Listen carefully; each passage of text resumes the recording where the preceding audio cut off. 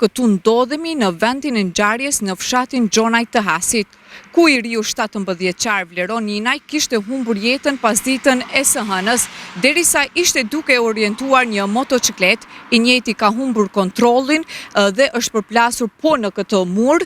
ku sipas familjarëve kontaktin e fundit me të ndjerin e kishin pasur të hënën rreth orës 17:01. Pas kësaj kohe, ai ishte zhdukur pa lënë gjurmë, çka bëri që familja të raportonte në polici si person të zhdukur, ndërsa pas ditën e djeshme, të martën trupi i pajet i Vleronit u gjet pra një muri të një ndërtese në ndërtim nga disa qytetarë që po punonin në arat përreth. Detaje më të reja rreth këtij rasti ka dhënë Toger Arben Elshani, shefi njësisë rajonale të komunikacionit rrugor në kuadër të drejtorisë rajonale të policisë në Prizren.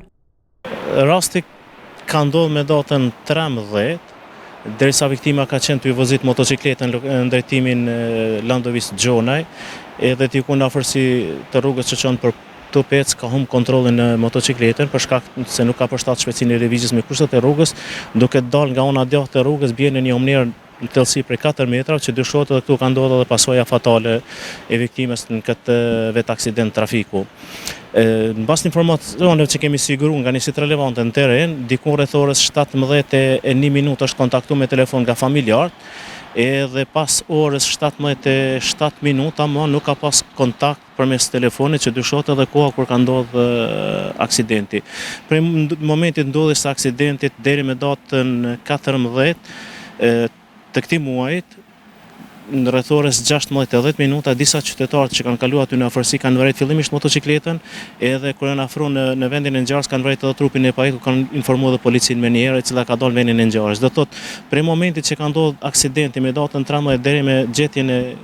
e trupit pajet në datë 14, familjarët nuk kanë pas informacione dhe kanë raportuar si personi i zhdukur.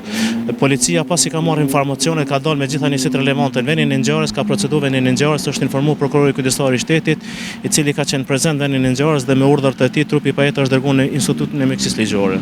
Ndërsa policia në bashkëpunim me prokurorinë themelore në Prizren po vazhdon hetimet për të sqaruar në detaje të gjitha rrethanat e këtij rasti tragjik. Ndryshe, lamtumira e fundit të riut ju dha sot në ora 16 në varrezat e lagjës Arbana.